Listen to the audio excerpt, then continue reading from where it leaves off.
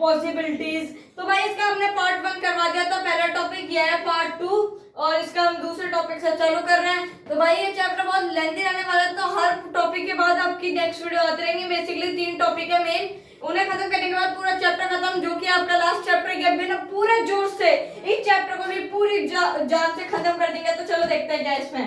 The inspiring journey of doctor Deepa Malika. जो ये inspiring journey है, इनकी कोई इंस्पायरिंग स्टोरी है जिनका नाम है डॉक्टर दीपा मलिका। शी है, फीमेल है ये। The most important part of the chapter is an interview with the famous athlete Dr. Deepa Malika.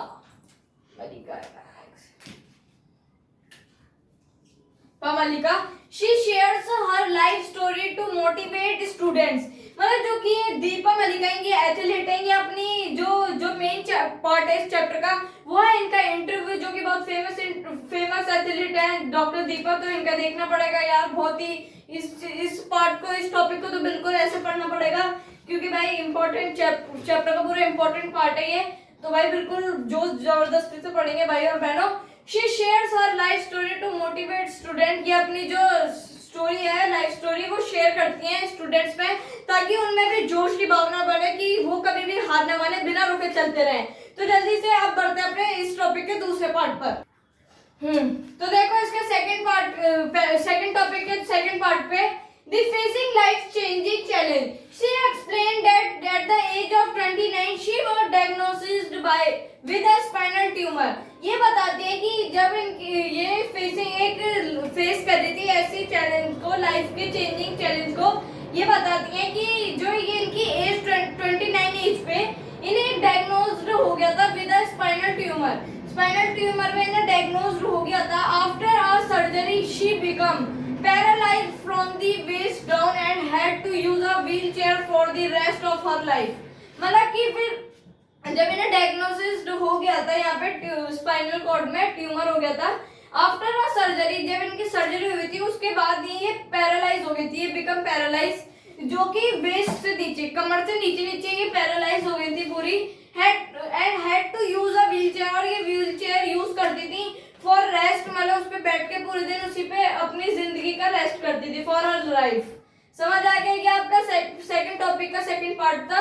एक बार मैं दोबारा रीड कर देता हूँ आपके लिए कि जो थी आपकी दीपा मलिका, ये जब 29 एज की थी, जब ये 29 साल की थी, तब इन्हें एक डायग्नोसिस हो गया था स्पाइनल कॉर्ड में। इतना तो मैंने आपको बता दिया। उसके बाद जब इनकी सर्जरी हुई, तो सर्जरी में इनका जो वेस्ट डाउन था, कमर से नीचे वो चीजें सारी वो पैरालाइज हो गई थी। पैर, थाई, टोज, सब पूरे वेस्ट से नीचे सब पैरालाइज हो गई थी। और फिर इन्हें व्हीलचेयर यूज करनी पड़ती थी अपनी जिंदगी काटने के लिए, रेस्ट करने के लिए, मतलब हर चीज की व्हीलचेयर पे करती थी। बस जो इनका लेटना होता था वही इनका बेड पे लेटनी थी, बाकी अपना पूरा दिन अपनी व्हीलचेयर पे निकालती थी। इतना समझ आया। अब बढ़ते हैं इसके थर्ड टॉपिक। हाँ जी, तो आ चुके हैं अपने दूसरे टॉपिक के तीसरे पार्ट पे। चलो देखते हैं क्या है। चूजिंग अ पॉजिटिव पाथ, एक सही रास्ता चुन के, बजाय इंस्टेड ऑफ फीलिंग सैड और wasting her life in regret, she choose to stay strong. मतलब देखो, बजाय उन्होंने अपनी चीजों को, मतलब फीलिंग को सैड करे हुए, बिना अपनी जिंदगी का एक भी रिग्रेट और वेस्ट करते हुए, उन्होंने एक रास्ता चुना कि हमेशा डट के खड़े रहना, स्ट्रॉन्ग रहना है। She turn her life into a journey limitless possibilities. देखो आगे ना, लिमिटलेस पॉसिबिलिटीज मतलब कोई भी सीमा नहीं है। लिमिटलेस मतलब हम पे जो है ना, जो लिमिटेड पॉसिबिलिटीज है कुछ करने के लिए। She turn her life into a journey limitless possibility by taking up sports and becoming a professional para athlete. मतलब कि इन्होंने अपनी जिंदगी का, मतलब कोई भी सैड नहीं, कोई भी दुख की वो नहीं, बजाय अपनी लाइफ में एक भी पल वो क्या करते हो, एक भी पल वो करे हो यार एक टाइम पे वो हटाते नहीं है, बिना अपने बेकार करे हुए जिंदगी का एक भी पल। उन्होंने एक सही रास्ता चुना कि हमेशा डट के खड़े रहना है और अपनी लाइफ को लिमिटलेस पॉसिबिलिटी की जर्नी में डालना शुरू कर दिया। Taking up sports and becoming a professional para athlete. मतलब कि भाई इन्होंने डट कर सामना करा अपनी हर परिस्थितियों का, डट कर खड़े रहे अपनी मुश्किल वक्त में। तो आप देख लो ये बन चुके हैं एक प्रोफेशनल पैरा एथलीट। मेहनत और दृढ़ निश्चय से इन्होंने ये कर दिखाया है दोस्तों। ऐसे आप करते रहोगे तो इस बार टॉप मार दोगे क्लास 9th में, समझ आएगा ना। तो भाई इतना आपको समझ आया, बढ़ते हैं इसके चौथे टॉपिक पर। हाँ जी, तो अब आ चुके हैं अपने दूसरे टॉपिक के लास्ट पार्ट पर। इसके बाद ये वीडियो खत्म हो जाएगी, फिर अब थर्ड पार्ट में ये चैप्टर हम पूरा खत्म कर देंगे। तो जल्दी से इसे खत्म कर देते हैं। ब्रेकिंग स्टीरियोटाइप, रूढ़िवादियों को तोड़ना। Doctor Malik emphasize that society often underestimates people with disabilities। Doctor Malik बताती हैं कि जो सोसाइटी है वो विकलांगों को, जो विकलांग लोग होते हैं उन्हें अंडर एस्टिमेट करती है कि उनकी तो बस की नहीं है, वो नहीं कर पाएंगे। Through her hard work and success events like the 2016 Rio para Olympic, she proved that disabilities is not a limitation।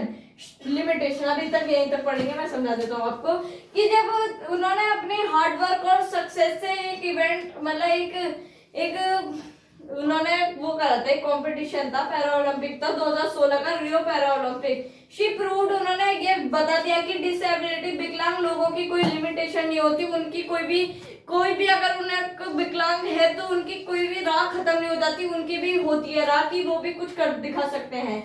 She wants people to know that your physical body does not decide your potential। ये क्या लिखा है, your potential your mindset does।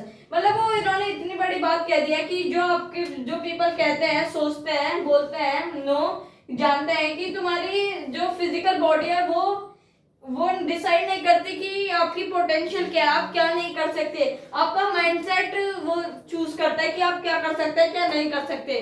तो basically यही था आज की video में, हमने पहला टॉपिक खत्म कर चुके हैं। वीडियो पसंद आए तो लाइक शेयर कमेंट जरूर करना। मिलता है नेक्स्ट वीडियो में, तब तक ले बाय बाय।